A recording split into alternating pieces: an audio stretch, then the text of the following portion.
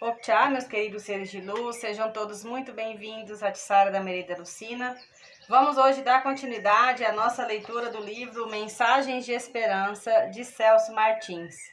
Esse livro que tem trazido, capítulos onde nos fazem refletir, onde nos trazem um momento de reflexão sobre alguns temas que são bem polêmicos no nosso meio, Hoje nós leremos o capítulo 21. E se você chegou aqui agora no canal, saiba que tem uma playlist onde tem todos os capítulos desde o primeiro, tá? Eu te aconselho que veja lá na playlist para você acompanhar a leitura desde o início. Antes de iniciar essa leitura, eu peço que você se concentre, feche os teus olhos.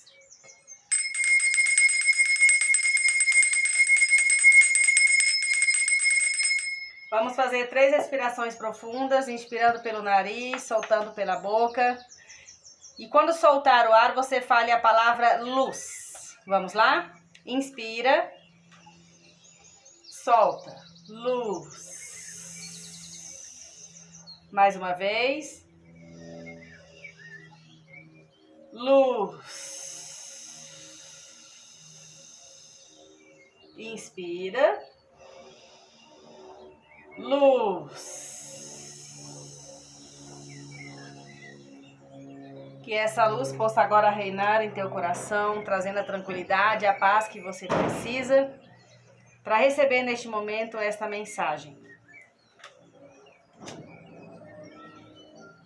Então vamos lá, capítulo 21, e o título é A Educação dos Filhos. Olha, um título bem interessante, Como eu disse para vocês, é uma novidade para mim. Todo capítulo que eu leio aqui é novidade, porque eu tô lendo junto com vocês. Então, eu não sei qual será o capítulo do dia, Então, vamos lá. A Educação dos Filhos. Sempre gostei de ler Coelho Neto. Embora, para entender suas obras, muitas vezes precisei ter ao lado um bom dicionário, para saber ao certo o significado de umas tantas palavras, por mim desconhecidas até então. Pois bem, lendo o fecundo beletrista maranhense, eis que encontro em Jardim das Oliveiras esta frase admirável. Um pai, ainda o mais pobre, tem sempre uma riqueza para deixar ao filho, o exemplo. Muita gente pensa que para educar um filho basta garantir-lhe a sustentação física. Para tanto seria suficiente o pão de cada dia. Quer dizer, o feijão, o arroz, o remédio, o sapato, a casa e o capote. Claro que este aspecto da educação é importante, pois afinal o filho tem um corpo de carne e osso que a tudo isso tem direito, para a garantia de sua sustentação orgânica. Outros acrescentam a essas providências o dinheiro para os bailes, para as festas, para o carro.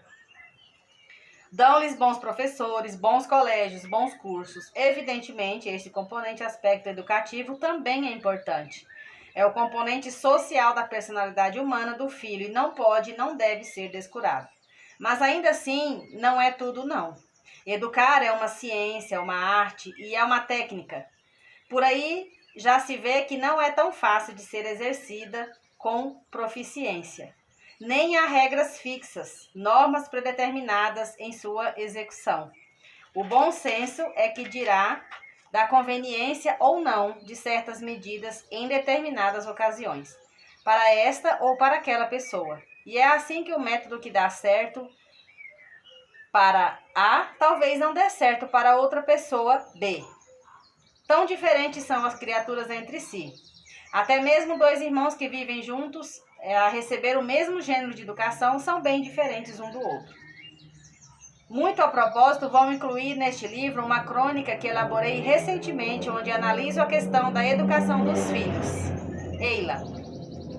No meu tempo de ginasiano, tive um professor de português, Cial Brito, que marcou muito a minha adolescência.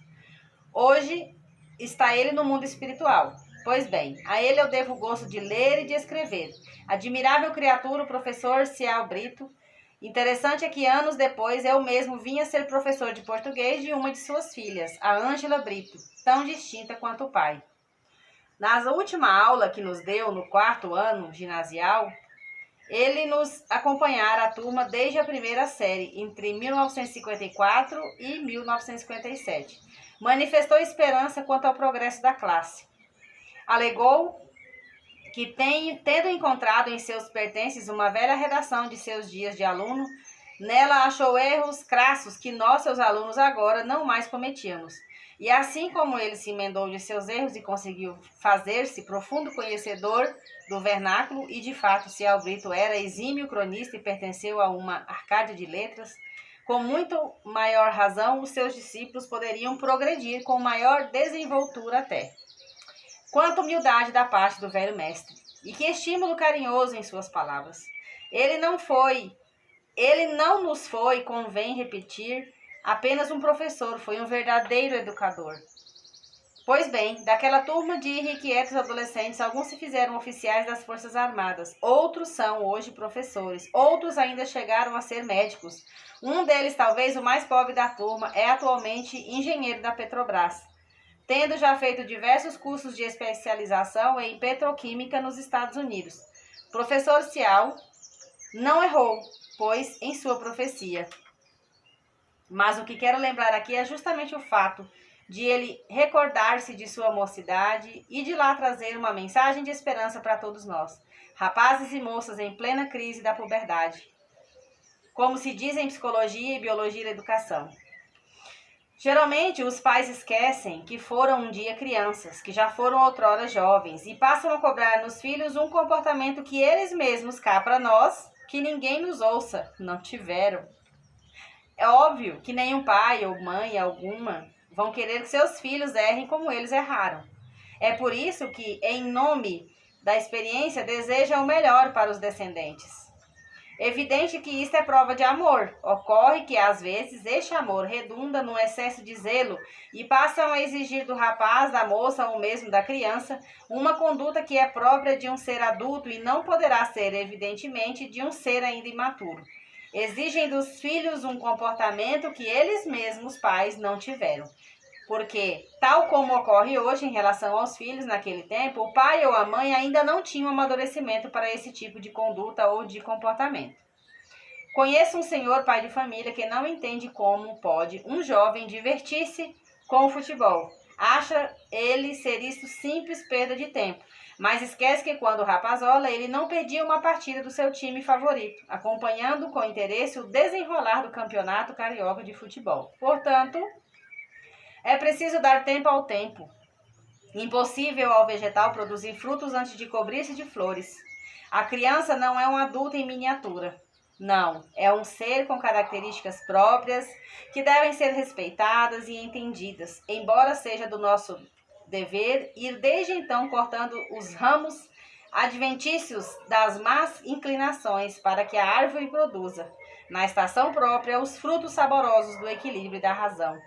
Todavia, não perder de vista que também tivemos uma infância, vivemos nossa mocidade, durante os quais tivemos nossas limitações, que só foram superadas há pouco e pouco com o decorrer dos anos e a chegada da idade adulta. Voltando então à frase de Coelho Neto, reconheçamos que educar pede energia, naturalmente bem dosada, exige bondade sem extremos.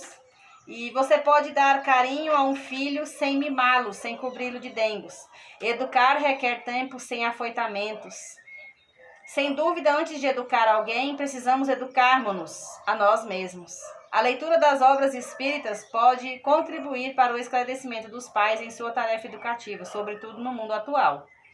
Educar não é azucrinar os ouvidos dos filhos com sermões homéricos, que só servem para irritar a paciência deles. De pregadores e moralistas, o mundo está abarrotado. Nem por isso a humanidade teria uma conduta mais equilibrada. O de que todos necessitamos é a presença atuante de exemplificadores, de ações nobres, de atos dignos, de atitudes superiores. Educar é dar a lição do exemplo, do bom exemplo, do exemplo digno de ser imitado, como ressaltou o escritor Patrício. É a maior herança que o pai, mesmo pobre, pode legar aos filhos. De que vale a um pai racionar aos filhos os reconhecidos efeitos patogênicos do álcool ou do fumo, se ele mesmo não deixa o vício de beber ou de fumar? De que vale a mãe enaltecer as vantagens da palavra sensata à filha adolescente, se ela própria ainda não conseguiu dobrar a língua quando isso se impõe? Os filhos observam os pais muito mais do que eles possam supor. E a imitação funciona de um modo tão acurado que até parece refletir-se num espelho. A conduta dos pais no comportamento filial. Filhos egoístas o são porque veem os pais cultivando o egoísmo. Filhos orgulhosos espelhando-se no orgulho dos ascendentes. E de igual modo, filhos generosos em decorrência da generosidade dos genitores. Filhos evangelizados em resultado direto da vida evangelizada que se leva naquele lar. Dirá você, mas há exceções. E eu respondo, sim, há exceções sim. Nem poderia ser de outra maneira, pois cada pessoa é uma pessoa. Vês. Sei da existência de pais dignos com filhos irresponsáveis. E vice-versa, também. Filhos honestos, descendentes de pais inescrupulosos. Todavia, isso é a exceção. Como regra geral, se impõe ainda a força maior na educação daquilo que se chama exemplo. Encerremos com outra frase, agora do filósofo e matemático da Grécia Antiga, que foi Pitágoras. Eduquem-se os meninos e não será preciso castigar os homens. O tema polêmico, né? Os filhos. A educação dos filhos. Bom, se a gente for explanar tudo que dá vontade de falar aqui, acho que 1 hora de vídeo vai ser pouco. Então vamos ser bem breves e resumir o que foi dito aqui nessa leitura, que os filhos, eles seguem o exemplo dos pais. Muitas vezes os pais sentam, dão um sermão de 2 horas pensando que isso vai fazer efeito. Mas os pais se esquecem que eles já tiveram uma juventude, já tiveram uma mocidade, já fizeram muita coisa errada, já aprontaram muito, já, né? Os pais se esquecem e querem exigir dos filhos que os filhos sigam um bom exemplo, sendo que eles mesmos não foram bons exemplos. E o que deixou bem claro aqui é que os filhos seguem o exemplo dos pais. Então, mais vale um exemplo bem dado do que uma palavra longa. O que adianta sermão e tal, e envergonhar a criança e deixar a criança irritada ou adolescente, né? Principalmente mais adolescente. Criança é mais fácil ser levado, mas adolescente tem as irritações deles, né? De que adianta dar um sermão no adolescente se você mesmo, o pai ou a mãe, não tem exemplo? Você, eu digo nós, né? Então, olha só. Muito melhor se calar nas palavras e mostrar com atitudes. O resultado vai ser muito mais benéfico. Um gesto já muda toda a situação. Uma palavra, ela pode voar com o vento. Ela vai e voa. Mas um gesto, uma atitude, ela fica. São comportamentos que ficam. Palavras voam com o vento. Eu sempre falei isso, né? As palavras voam com o vento. Mas as atitudes permanecem, elas ficam. Eu, na minha jornada de mãe, que já tem mais de 24 anos que eu sou mãe, eu passei por altos e baixos com meus filhos. Não é fácil. Eu tenho 4 filhos, né? Recentemente perdi um. Mas esse um que eu perdi me ensinou muito na vida. Inclusive essa situação de dar sermão, porque ele era o que me dava, assim, muita noite de insônia, né? Como dizem. E quantas vezes eu sentei para dar um sermão nele e ali ele chorava, eu chorava, mas nada resolvia. Quando eu passei a mudar a minha forma de tratar ele, de ser mais carinhosa com ele, de conversar com ele, de, sabe, às vezes até de contar alguma coisa minha para ele, foi mudando, sabe, foi mudando a nossa relação, aí ele me ouvia mais, sabe, ele aumentou a nossa harmonia, o nosso amor, por mais que a gente não morasse junto, mas a nossa conexão ficou melhor. Ele me ensinou muito, sabe? Ele me ensinou muito.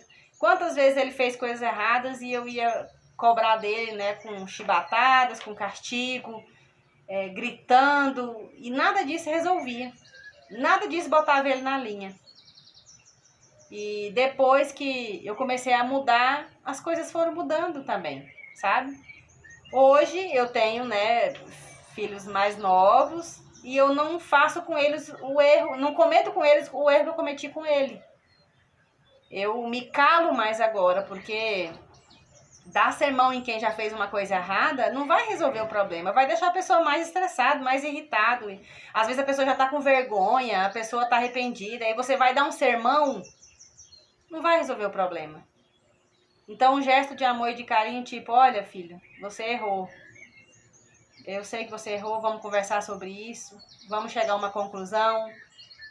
Vamos debater sobre esse tema, o que eu acho, o que você acha, mas o pai ou a mãe tá aqui para te ajudar. Sempre vai estar aqui. O pai e a mãe sempre vai estar aqui para te amparar.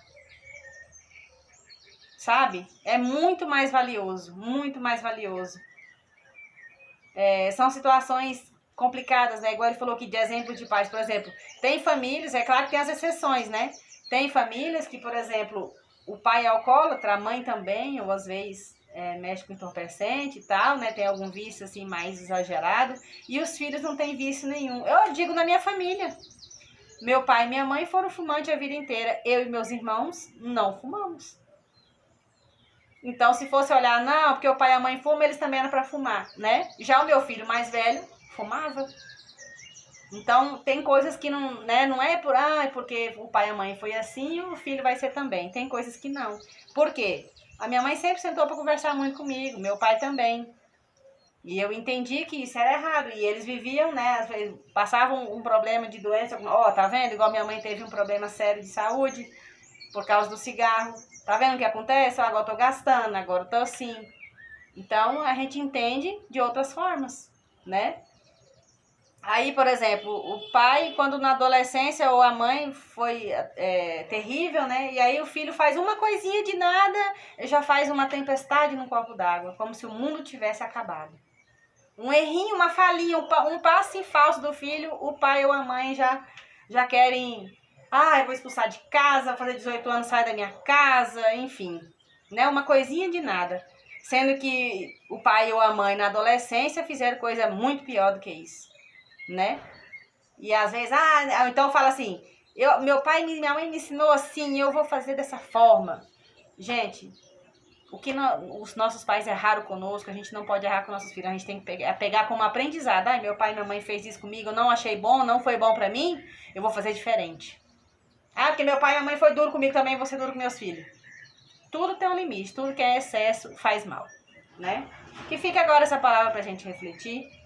É um tema muito polêmico, se fosse, igual eu falei, se fosse estender aqui, daria um vídeo enorme. Mas que nós possamos refletir, pegar isso de exemplo para nós e analisar como que eu estou tratando os meus filhos, como está sendo as minhas exigências, será que eu estou sendo justo? Será que eu estou sendo justa? Será que a forma como eu estou agindo está funcionando? Será que eu estou tendo um resultado positivo? Né? Vamos refletir, que vai nos ajudar. E, se você gostou desse assunto, comenta aqui embaixo. Não se esqueça de curtir, se inscrever, ativar o sininho de notificações. Vou deixar aqui na descrição o meu WhatsApp e o link dos outros canais que nós temos aqui também no YouTube. Agradeço a todos que ficaram até o final. Beijos de luz. Namastê. Gratidão.